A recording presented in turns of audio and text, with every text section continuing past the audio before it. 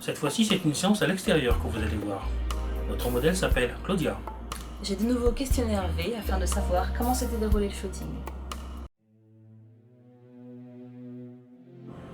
Travailler à l'extérieur offre des avantages, mais aussi des inconvénients. Quand on travaille à l'extérieur, on ne contrôle pas la lumière qu'il y a. Des fois c'est nuageux, des fois c'est ensoleillé, des fois c'est même très couvert, et bien sûr ça influe directement sur la qualité de la lumière qui va donc frapper le modèle. En tout cas, dans la séance avec Claudia, on a préféré le faire à l'extérieur, bien sûr parce qu'il faisait beau. En plus on pouvait profiter d'un petit bout de jardin très très sympa, et c'était assez ensoleillé lorsqu'on a décidé de faire cette séance. Et justement, s'il y a une chose que je ne souhaite pas, c'est que le modèle ait la lumière du soleil directement qui lui frappe le visage. Bien souvent, ça l'éblouit, donc ça fait des petits yeux tout petits comme ça, et donc finalement, ça donne pas quelque chose d'intéressant. Donc il est préférable, lorsqu'on travaille à l'extérieur et qu'il fait carrément un super soleil, comme beaucoup de gens aiment bien faire des photos de leurs proches au dehors, de toujours placer le soleil soit derrière eux, soit sur le côté à 90 degrés ou à gauche ou à droite, mais jamais devant. Devant égale petits yeux, devant égale ombre dure, etc. Et à ce moment-là, l'idée c'est de renvoyer un peu de la lumière du soleil par l'intermédiaire d'un réflecteur. Alors ce réflecteur peut être un vrai réflecteur acheté dans le commerce, comme justement j'ai utilisé pour Claudia, mais ça peut très bien être aussi un grand rectangle de carton blanc. Comme ça peut être aussi un grand rectangle de polystyrène blanc. En tout cas, quelque chose qui renvoie surtout une lumière neutre, donc éviter les matières colorées, à moins vraiment que l'on cherche cet effet-là. Si on veut par exemple avoir un rendu plus chaud, on peut très bien utiliser quelque chose de jaune, quelque chose de beige, ou quelque chose qui soit dans les tons type marron. Mais sinon, mieux vaut avoir quelque chose de neutre. Autre contrainte quand on travaille à l'extérieur, c'est que forcément on n'a peut-être pas de prise de courant à proximité. Donc c'est important de vérifier qu'on a bien les batteries des différents appareils chargés pour justement éviter toute dépendance à une prise qui pourrait quelquefois remettre en cause la séance, car on devrait trouver un autre lieu. Autre souci aussi que l'on peut rencontrer lorsqu'on travaille à l'extérieur, c'est l'arrière-plan. C'est quelque chose d'assez important de bien réfléchir, d'accord, à là où on veut placer le modèle, par rapport à la lumière, etc., pour avoir par exemple un contre-jour qui soit, on va dire, sur le fil du rasoir pour qu'il découpe par exemple l'arrière de son crâne, ou bien alors que la lumière vienne illuminer ses cheveux, c'est très très bien. Mais surtout, on doit faire attention à l'arrière-plan, car même s'il est flou, il se voit quand même. Et forcément, il influe sur la qualité de l'image. Donc mieux vaut avoir quelque chose qui soit neutre, ou qui disent pas grand chose, du feuillage, de l'ombre, ce genre de choses. Par exemple, je vais éviter de photographier le modèle avec par exemple un tas de bois dans le fond. Si bien sûr le tas de bois n'a pas un rapport direct avec ce que je vais exprimer dans l'image. Dans cette séance, à l'extérieur, surtout quand on utilise justement des réflecteurs, on va dire des grandes surfaces, qu'elles soient rectangulaires ou rondes, il faut être très vigilant par rapport au vent. Car il suffit que le vent s'engouffre là-dedans pour que tout de suite, tout s'envole ou tout tombe. Bon, la plupart du temps, si c'est juste un réflecteur fait avec un bout de carton ou avec un réflecteur du commerce, c'est pas un souci, c'est très léger, c'est pas très très dangereux. C'est juste un peu dérangeant parce qu'il faut le remettre en place et le remettre dans le bon angle. En revanche, si on fait ça par exemple avec une planche de contreplaqué, ça peut être dangereux. Donc il faut vraiment être vigilant par rapport au vent, bien immobiliser les objets en question avec par exemple des sacs de terre, ou éventuellement se servir de son propre sac à dos et l'appuyer sur un pied. Enfin, il faut vraiment avoir tout ce qu'il faut pour éviter que une légère rafale de vent, déjà, le dérègle, mais pire, le fasse tomber en plus sur le modèle. En ce qui concerne l'exposition, pour cette séance, je ne me suis pas du tout servi de la cellule de l'appareil. J'ai utilisé une cellule à main. L'avantage de la cellule à main, c'est qu'on mesure la lumière qui tombe directement sur le sujet. Et donc on a une mesure qui est extrêmement précise, au dixième de diaphragme près. Donc c'est vraiment quelque chose de très pointu. L'avantage de cette mesure-là, c'est qu'on s'affranchit de la luminosité de l'arrière-plan ou de l'avant-plan. On sait qu'en règle générale, quand on shoot avec les mesures faites par une cellule, on est juste dans 98% des cas. Alors, le seul souci que cela peut poser, c'est si bien sûr la lumière change. Un nuage qui passe dans le ciel, ou finalement le ciel qui s'assombrit. Donc régulièrement, ne pas hésiter à refaire une autre mesure si on sent que les conditions lumineuses changent. Si vous n'avez pas de cellule à main, forcément il faut faire la mesure avec l'appareil. Alors bien sûr, l'idée c'est soit vous vous rapprochez très très près du sujet pour justement aller piquer une mesure sélective sur son visage. Par exemple, vous choisissez la joue, vous choisissez le front qui représente quand même, enfin, quelquefois ça peut être une surface assez importante, mais en tout cas, vous choisissez le point qui sera donc le plus important dans cette séance de portrait. Or, il n'y a rien de plus important que le visage quand on fait une séance de portrait. Donc vous vous approchez très très près du visage du sujet avec votre appareil en mode priorité d'ouverture, ok, en mode de mesure, non pas matricielle, mais plutôt sélective, voire spot. Vous choisissez un point sur le visage du sujet, du genre joue ou front, et qu'est-ce que vous faites? Vous mémorisez la mesure, et après, vous la reportez en mode manuel sur votre appareil. Comme ça, vous êtes sûr qu'elle ne va pas sauter. Car les mémorisations de mesures, on va les tenir un certain temps, et au bout d'un certain nombre de déclenchements, la mesure, elle va partir. Par exemple, sur Canon, quand on appuie sur la petite étoile pour justement avoir cette mémorisation de la sélection, eh bien, si on n'actionne pas le déclencheur pour faire la mise au point, au bout de 30 secondes, 1 minute, la mesure s'en va. La mémorisation s'en va. Donc, une fois que vous avez piqué votre mesure, vous passez en mode manuel et vous la reportez en mode manuel. Et là, vous êtes sûr d'avoir quelque chose de juste. Maintenant, il ne faut pas oublier d'utiliser justement la correction d'exposition. Si vous photographiez par exemple, on va dire un sujet qui a une peau un peu métisse comme la mienne par exemple, là à ce moment-là, laissez le correcteur d'exposition au neutre, à 0. Si c'est une peau blanche que vous photographiez, à ce moment-là, mettez-vous plutôt à plus 2/3 de diaph, voire plus 1 diaph.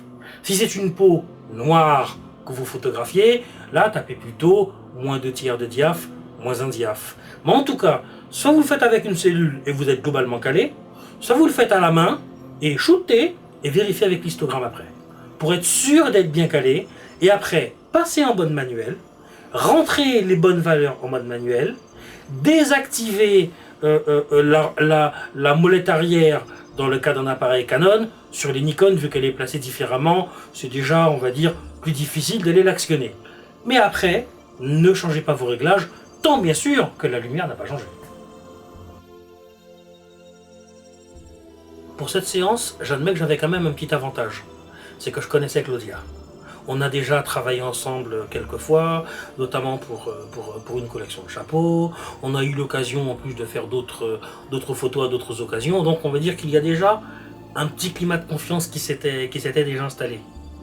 Maintenant, ce n'est pas parce que je connais le modèle que je vais le laisser libre ou bien alors que je ne vais pas lui donner d'indication. Ce qui importe lorsque l'on fait une séance de ce type, c'est toujours d'être en contact avec le modèle. Mais en même temps, il faut être en contact et en même temps, il ne faut pas le brusquer. Parce que justement, les moments que l'on veut choisir, même si le modèle est splendide, on ne va pas appuyer tout le temps sur le déclencheur parce que le modèle est beau. En fait, moi en tout cas, je vais déclencher au moment où je sens que le modèle se livre un peu plus à moi, me donne quelque chose. Et ce petit quelque chose que le sujet donne, quelquefois ça peut durer quelques secondes, mais la plupart du temps c'est extrêmement bref. Ça ne dure même pas une seconde. Donc il faut quand même être vigilant, toujours beaucoup donner de sa personne pour suggérer l'état au modèle. Ne pas hésiter à lui dire ce qu'on attend, ne pas hésiter à la faire, même jouer un petit rôle.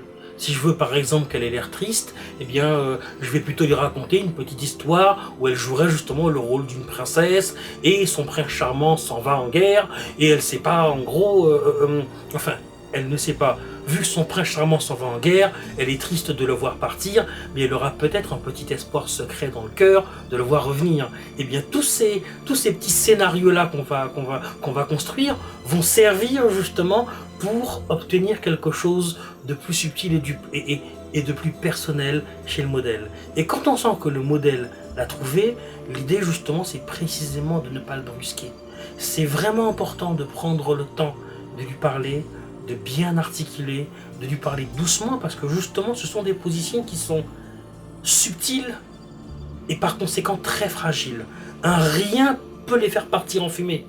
Donc il faut vraiment le faire avec justesse, avec une grande humanité, et surtout il faut à partir de ce moment-là que l'on soit déjà affranchi de la partie technique matérielle. Puisqu'on est en plein dans le cœur de la séance, on ne dit pas attends, bouge pas parce qu'il faut que je règle un petit quelque chose. Non, non, on est totalement non pas à la merci, mais à la disposition du modèle pour lui donner le petit peu de confiance, l'énergie nécessaire pour que justement elle arrive à trouver cette position-là et qu'elle la tienne quelquefois pendant plus d'une seconde. Vu cette belle journée qu'on a eue, je voulais vraiment en profiter pour faire quelque chose qui soit un peu romantique, un peu bucolique, quelque chose de frais et avec beaucoup de candeur. Donc justement, avec Claudia, on n'a pas hésité justement à aller faire un petit tour dans sa garde-robe pour voir justement ce qu'elle avait, qui aille vraiment dans le sens de ce que j'avais envie de faire. Mais surtout, cette décision, je ne l'ai pas prise tout seul, je l'ai prise aussi avec son accord. Il faut quand même que le modèle puisse adhérer au type d'image que l'on veut faire pour que ça fonctionne. Sinon, bon, ce n'est pas comme photographier une bouteille et lui mettre un col de nœud papillon autour. On s'adresse vraiment à une personne et il faut, au-delà de son consentement, il faut vraiment sa collaboration. Et c'est ça et c'est donc suite à ça qu'on a décidé justement d'aller dans une direction assez romantique, etc. Donc au travers de ce thème général, on avait choisi principalement 2 tenues, et même en choisissant les tenues, on avait déjà commencé à se faire un petit scénario sur l'image que l'on voulait rendre. Donc la première tenue qu'on a choisie, c'était une toute petite robe qui faisait vraiment une petite robe de jeune fille. Et on a pensé justement à pousser le délire un petit peu plus loin, avec un vrai petit serre-tête, un vrai petit rouge à lèvres, pour montrer l'idée d'une espèce de femme-enfant, qui est toujours un peu enfant, mais qui quelque part se dirige vers un monde un petit peu plus concret, un petit peu plus terre-à-terre, qui est justement le monde des adultes. Donc on avait choisi cette tenue-là. Et la deuxième qu'on avait choisie, c'était justement une jupe un petit peu plus évasée, avec justement un petit châle pour quelque chose d'un peu plus mélancolique, justement d'un petit peu plus triste, mais toujours avec quand même une petite touche d'espoir. Avec la première tenue, justement, pour pousser le vice, pour aller un petit peu plus loin dans le délire, quelquefois, il ne faut pas hésiter à se servir de petits accessoires. Et ce sont ces petits accessoires-là qui vont aider justement à trouver le juste équilibre par rapport au thème que l'on a choisi, ou par rapport au délire qu'on veut se faire. Donc là, vu qu'on voulait faire un délire un peu de femme-enfant, donc l'idée c'était de mettre en opposition une petite peluche et justement un vieux livre un peu ancien qui est vraiment typique d'un apprentissage lourd, austère, rocailleux, terre à terre. Et l'idée c'était vraiment de mettre ces deux éléments-là en opposition, et pour montrer justement quelque part l'ambivalence de la jeune fille qui a toujours un pied dans chaque monde. Bien sûr, des fois il faut toujours un peu faire le tour du sujet pour trouver le placement idéal. Là, bon, bien sûr, notre contrainte c'était le soleil. Donc à partir du moment où je plaçais le soleil dans le dos du modèle, globalement, moi je sais qu'il fallait que je me place évidemment pas dans l'axe direct du soleil pour éviter que cela crée le flair au travers de la lentille de l'objectif. Mais l'idée c'était justement de me placer, on va dire, à quelque chose comme 270 degrés par rapport à l'axe du soleil à peu près. Et bien sûr, donc j'avais le soleil qui arrivait de derrière le modèle, le réflecteur qui était sur son côté gauche, donc droit pour moi, et moi qui me tenais justement juste en face du modèle et qui avait un peu de marge de manœuvre pour aller un petit peu plus à droite mais pas trop, mais surtout je pouvais bien bouger vers la gauche.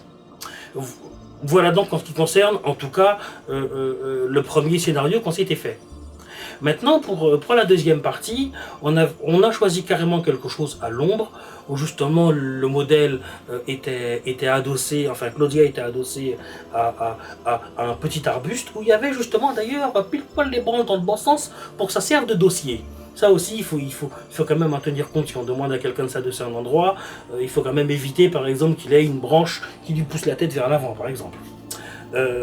Donc surtout en tout cas dans cette seconde partie, ce qui était intéressant, c'était quand même de placer le réflecteur le plus près possible devant le modèle pour avoir un peu de lumière sur son visage et surtout pour éviter la réverbération de la lumière verte sur son visage. Surtout quand on fait des choses comme ça à l'extérieur, si on n'a pas de réflecteur ou de choses pour pouvoir équilibrer la lumière, ben forcément si le visage du modèle est à l'ombre, l'ombre va quand même envoyer une lumière un peu verte. Donc avec ce réflecteur là, on a quelque chose de bien blanc, de bien doux, et libre à moi, libre à vous, de placer justement ce réflecteur soit un petit peu plus à l'extérieur pour avoir, on va dire, un relief un peu marqué sur les contours du visage, ou bien alors le placer plus en face du visage du modèle pour avoir, on va dire, une lumière qui soit assez uniforme et assez douce, avec des ombres pas trop marquées au niveau du visage du modèle. Et donc la troisième étape de notre séance, au niveau du placement, on va dire que c'était quand même un petit peu rock'n'roll, donc mieux vaut quand même faire ça avec quelqu'un que vous connaissez bien, en ce sens qu'elle était donc couchée, elle avait une partie des cheveux qui était dans les pâquerettes, on voulait quelque chose de bien bucolique, elle avait une petite pâquerette dans la bouche, et pour avoir cet effet-là correctement, donc forcément le modèle était allongé, et pour le prendre, ben moi je n'avais pas d'autre choix que d'être pile poil au-dessus d'elle. Donc le modèle se tenait entre mes jambes, et moi il fallait que je me redresse au maximum pour que tout rentre dans le champ de mon appareil. Autre petit point important en ce qui concerne le placement, pour globalement toute la séance, je n'ai utilisé qu'un 50 mm. Comme quoi, c'est vraiment une focale à portrait. Bien sûr, ça oblige le photographe à se déplacer un petit peu, à s'avancer ou à se reculer pour faire le cadre. Mais au moins, justement, ça permet de comprendre l'utilité d'un zoom. Un zoom, ça ne sert pas simplement à rapprocher n'importe quel sujet. Ça sert, une fois qu'on a trouvé son point de vue, à extraire les éléments qui sont nuisibles au cadre. Mais surtout, on se déplace avec son corps. Des fois, il faut s'avancer, il faut se reculer, il faut se baisser, il faut se mettre sur la pointe des pieds, etc. C'est pour ça qu'en règle générale, après une séance de prise de vue, je suis plutôt fatigué. Parce que malgré tout, c'est quand même quelque chose qui est assez physique, mais c'est souvent comme ça qu'on obtient justement de meilleurs résultats, plutôt que de jouer tout le temps avec la batte de zoom. Alors, vu que j'ai utilisé une cellule à main, l'appareil était donc tout le temps en mode manuel. Je n'ai fait que prendre des mesures à intervalles réguliers. Là, Dieu merci, on va dire que globalement pour toute la séance, on a eu le même temps. Alors même si le soleil a quand même bougé dans le ciel, donc ce qui induit quand même un petit changement, on va dire que ce changement il était quand même négligeable puisque globalement la séance a dû durer 1h30 à 2 heures. Donc quand même, à chaque changement de position, j'ai toujours fait une mesure, et j'ai reporté cette mesure sur mon appareil, donc bien souvent c'était 1/500e de seconde à f2.8 pour 200 ISO, et en revanche, à certains endroits où je souhaitais avoir un peu plus de profondeur de champ, je faisais jouer ce qu'on appelle la règle de réciprocité. La règle de réciprocité fait qu'à partir du moment où on a trouvé une exposition idéale, plus on ferme le diaph, plus on doit diminuer la vitesse. Et bien sûr, vice-versa. Pour toute cette séance, donc faite en lumière naturelle, pour pouvoir modeler un petit peu la lumière, je me suis simplement servi d'un réflecteur, mais qui fait en même temps diffuseur. Et donc, dans les deux premières parties de la séance, je me suis servi de cet objet en mode réflecteur. Donc bien sûr, la lumière tape dedans et repart vers le sujet. Et pour la troisième partie, je m'en suis servi en mode diffuseur. Ça veut dire qu'une lumière dure tape dedans, elle passe au travers, et au travers, elle semble beaucoup plus douce, beaucoup plus homogène. Ça évite bien sûr les ombres très marquées du soleil, et ça évite aussi de... Enfin, c'est surtout utile quand on n'a pas le choix de pouvoir justement renvoyer la lumière avec le sujet. Là, par exemple, Claudia était allongée, j'aurais pu mettre ce dispositif en mode réflecteur, mais la lumière directe qui tombait sur Claudia, c'était la lumière directe du soleil. Donc j'aurais quand même eu des ombres marquées, même si elles auraient été quelque peu atténuées. Donc là, l'idée, c'était de s'en servir en mode diffuseur. Donc ça se met entre la source lumineuse et le sujet, et ça permet d'avoir justement des ombres douces. Et en plus, je pouvais bénéficier d'un petit peu de réflexion de lumière chaude due justement à la façade de la maison qui est devant le jardin. Que l'on photographie un modèle, que ce soit un professionnel, une jolie fille, un membre de sa famille, un collègue ou une connaissance, on n'obtient pas toujours le résultat que l'on souhaite. Et forcément, c'est quelque chose qui est générateur de frustration. S'il y a vraiment un conseil que je donnerais à tous ceux qui veulent se lancer dans le portrait, c'est bien la chose suivante. Pour qu'un modèle soit détendu, il faut justement qu'il n'y ait pas d'animosité, qu'il n'y ait pas de frustration, qu'il n'y ait pas de colère, qu'il n'y ait pas de mou bougon. Tout de suite, ça va crisper le modèle, ça va crisper l'ambiance, et c'est vraiment pas l'idéal. Je comprends bien sûr que c'est frustrant de ne pas obtenir quelque chose, surtout quand des fois on le voit brièvement apparaître. Parce que des fois on le voit, ça dure un quart de seconde, soit on n'était pas prêt, soit c'était pas les bons réglages, soit on a appuyé juste après, et on aimerait avoir la possibilité de faire pause, retour arrière, mais c'est pas possible. Alors surtout, une chose dont on doit être conscient en tant que photographe, c'est que si on n'obtient pas le résultat qu'on veut, avant toute chose, c'est de notre faute à nous. C'est le photographe qui est à remettre en cause en premier, et c'est à lui de mettre son sujet dans ses meilleures dispositions pour que justement il obtienne de lui le résultat qu'il souhaite. Mais s'il n'obtient pas le résultat, alors c'est pas parce qu'il lui a dit 2-3 fois « souris » que le sourire sera vrai. L'idée au contraire, si le modèle n'a pas le sourire facile, eh bien c'est justement de parler de quelque chose qui va le faire sourire. Ou de faire un peu d'humour. Alors évidemment, il y a humour et humour. Si vous voulez obtenir un beau sourire, évitez quand même de plaisanter avec les faiblesses du modèle. Évitez, par exemple, de pointer le sujet du doigt. À la limite, que ce soit vous la risée du sujet, c'est même mieux. Au moins le modèle se sent beaucoup plus libéré, et au moins son rire sera franc. Mais au moins, vous obtiendrez quelque chose qui sera vraiment authentique. Et souvent, justement, lorsqu'on fait une séance de portrait, alors on a tendance à déclencher frénétiquement, quelquefois même un peu pour rien. Alors bien sûr, aujourd'hui, la plupart des appareils sont numériques, c'est très facile d'appuyer sur le déclencheur, ça coûte rien. Toutefois, des fois, c'est nécessaire de déclencher pour mettre un modèle en confiance, pour combler un silence, pour justement libérer un peu le modèle. Mais il ne faut surtout pas perdre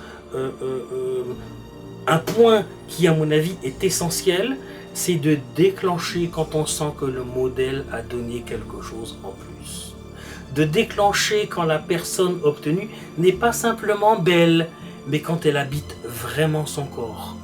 Quand on voit quelque chose qui jaillit de l'intérieur de son corps et qui resplendit sur son visage. Maintenant, en fonction de la séance, ça peut être de la colère, comme ça peut être une grande tristesse, comme ça peut être de la mélancolie, comme ça peut être une joie immense, peu importe. Mais c'est à vous de sentir quand le modèle va donner quelque chose qui est vraiment authentique. Et à ce moment-là, quand vous déclencherez, déjà en vous-même, vous sentirez ce petit quelque chose d'indescriptible qui vous dira c'est maintenant. Mais la plupart du temps, il pourrait y avoir bien sûr des erreurs en termes de cadrage ou d'exposition, mais vous aurez surtout saisi un moment qui compte. Et c'est ça qui est important, c'est de saisir un moment qui compte, un moment où on a vraiment l'impression que l'expression qu'a donné le sujet émane d'elle-même et fait corps et sens avec le modèle. Là, je crois quand on arrive à faire des portraits où on saisit ces choses-là, on peut dire que ce sont des portraits qui sont réussis. Voilà donc les quelques images que j'ai retenues pour la séance avec Claudia. Alors, j'aime bien cette première photo car là elle m'adresse en effet un regard et on commence à jouer avec la peluche et elle hésite toujours entre l'enfance et l'âge de raison.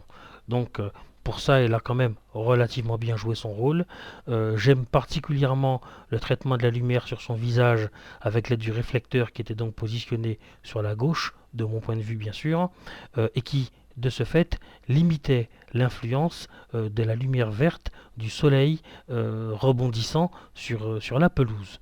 Donc j'aime assez bien cette photo pour ses caractéristiques, mais aussi pour la douceur de son regard. D'ailleurs, il y en a une autre juste derrière qui poursuit un petit peu plus, la mettant dans le délire qu'on avait. C'est celle-ci. J'aime bien l'expression qu'elle a, car elle ferme les yeux, et en fait c'est comme si cette peluche essayait de lui chuchoter quelque chose à l'oreille, essayait de lui chatouiller un petit peu la joue, et en fait la détournait du livre qu'elle a entre les mains. Donc je trouve l'expression assez juste, j'aime bien cette image, et au niveau du cadrage c'est quasiment comme la précédente. D'ailleurs, pour toute la séance, je n'ai utilisé qu'un 50 mm.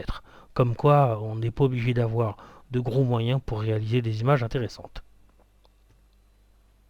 Ensuite, on avait poursuivi dans le délire en écartant un petit peu la peluche, mais en gardant le livre, comme si en fait elle était toujours absorbée par son ouvrage, mais qu'à un moment donné, le regard de quelqu'un avait attiré le sien, et maintenant le sien devait se faire un petit peu plus perçant. Alors, toujours avec une ouverture de l'ordre de f de 8, ce qui me permet d'avoir une profondeur de champ assez courte. J'aime assez aussi le traitement de la lumière sur cette image, qui ne représente aucune zone brûlée et qui permet d'avoir toujours un peu de détail sur ses jambes qui restent quand même dans l'ombre. Alors, que dire d'autre sur ces photos au niveau du cadrage? Peut-être, en effet, aurais-je pu intégrer les coudes, mais finalement, le fait que les coudes soient coupés, je trouve que ça rajoute encore un petit peu plus au graphisme de la scène, et surtout, je pense que si les coudes avaient été intégrés dans la photo, son visage serait encore plus petit, et nous perdrions encore plus son beau regard perçant. Pour l'image suivante, là nous étions carrément, on va dire, en plein délire romantique, et elle devait m'adresser un regard avec un petit peu de tendresse, mais en même temps un petit peu de tristesse, puisqu'en fait le délire que nous faisions à ce moment-là, c'était qu'en effet son beau chevalier servant s'en allait en guerre, et elle ne savait pas vraiment quand est-ce qu'il allait revenir. Et donc il me fallait quelque chose où elle me donne un regard, bien sûr qu'elle adresse à son chevalier servant, mais comme si c'est le dernier regard qu'elle lui adresse avant qu'il ne s'en aille. Donc bien sûr, il ne fallait pas qu'elle sombre en larmes ou qu'elle ait l'air trop triste, mais qu'elle ait juste quelque chose de doux et de tendre à adresser à son être bien-aimé. Et je trouve que sur ce coup-là, on a assez bien réussi notre coup. Alors maintenant, au niveau de la composition, maintenant son visage est plutôt placé sur le tiers supérieur, et j'ai joué avec le châle qu'elle a sur les épaules pour créer justement une diagonale qui dirige le regard vers ses yeux. Pareil ici avec le tronc qu'il y a derrière, où je me suis arrangé pour avoir un tronc qui parte de son dos et qui se termine dans un autre coin, et ce qui permet d'avoir aussi, on va dire, une petite touche de romantisme, c'est la faible ouverture utilisée qui permet d'avoir des petits reflets spéculaires dans le coin supérieur gauche ou même un petit peu derrière sa tête à droite.